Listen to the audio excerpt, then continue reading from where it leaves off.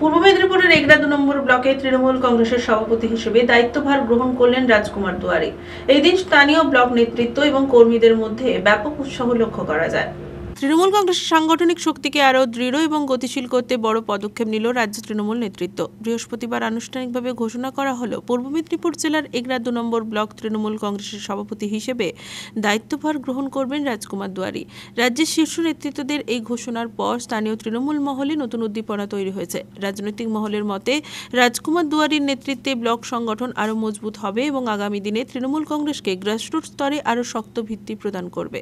দলীয় সূত্রে জানা গেছে, নতুন সভাপতির দায়িত্ব গ্রহণের সঙ্গে সঙ্গেই ব্লকের সংগঠনকে আরও প্রাণবন্ত করতে নানান কর্মসূচি নেওয়া হবে। সাধারণ মানুষের পাশে দাঁড়ানো, উন্নয়নের কাজে আরও গতিময় করা, আগামী দিনে সংগঠনকে শক্তিশালী করা, এই 3টি বিষয়কে অগ্রাধিকার দিয়ে এগোবেন রাজকুমার। দল স্বাভাবিকভাবে যখন যে দায়িত্ব দিবে সেই দায়িত্ব মেনে চলতে হবে।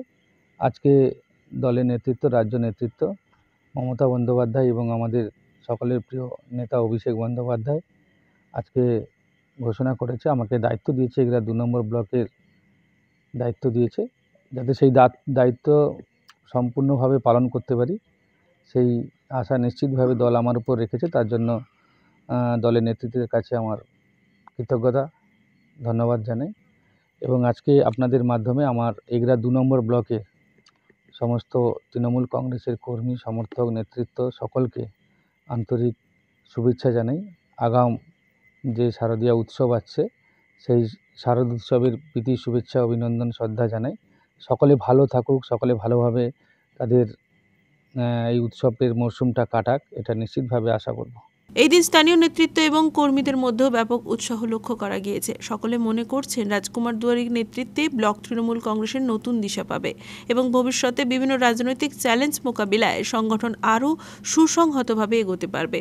না, নিশ্চিতভাবে দল মনে করেছে যে আমি আমার উপরে দায়িত্ব দিলে আমি পারবো। তো আমি নিশ্চিতভাবে দলের যে দায়িত্ব, দল যেদিন আমাকে যুবার সভাপতি করেছিল এগরা 2 নম্বর ব্লকে, সেদিনও চেষ্টা করেছি আমার 100% দিয়ে দলের কাজ করার। তারপর আমাকে যুবর দায়িত্ব দিয়েছে, আমি সেটাও চেষ্টা করেছি।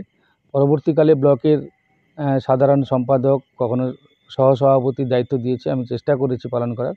আজকে দল আমাকে যে দায়িত্ব দিয়েছে, সভাপতির পদ দায়িত্ব দিয়েছে, নিশ্চিতভাবে আমি চেষ্টা করব আজ থেকে যে পথ চলা শুরু হলো সেই পথ চলাতে যাতে সবাইকে নিয়ে, সকলকে নিয়ে ঐক্যবদ্ধভাবে আগামী দিনে তৃণমূল কংগ্রেসের যে লড়াই, সেই লড়াইতে যাতে সমস্ত বিরোধী শক্তিকে, যে সমস্ত সাম্প্রদায়িক শক্তি যারা বিভিন্নভাবে আমাদের রাজ্যকে পিছিয়ে দিতে চাইছে, বাংলা বাঙালিকে অসম্মান করতে চাইছে, বাংলার কৃষ্টি সংস্কৃতিকে নষ্ট করতে চাইছে, তার বিরুদ্ধে যে আন্দোলন, সেই আন্দোলন নিশ্চিতভাবে এগরা 2 নম্বর ব্লকে সকলকে একসাথে নিয়ে গড়ে তোলার চেষ্টা করব।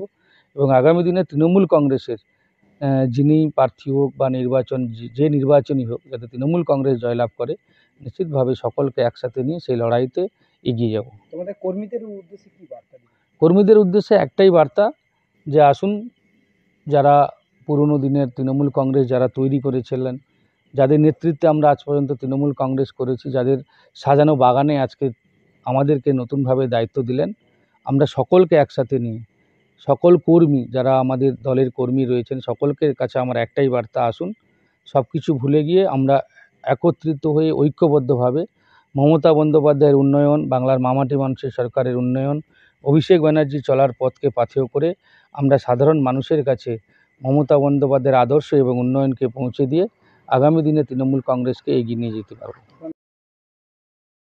পুলক বেরার রিপোর্ট, খবর BCBS।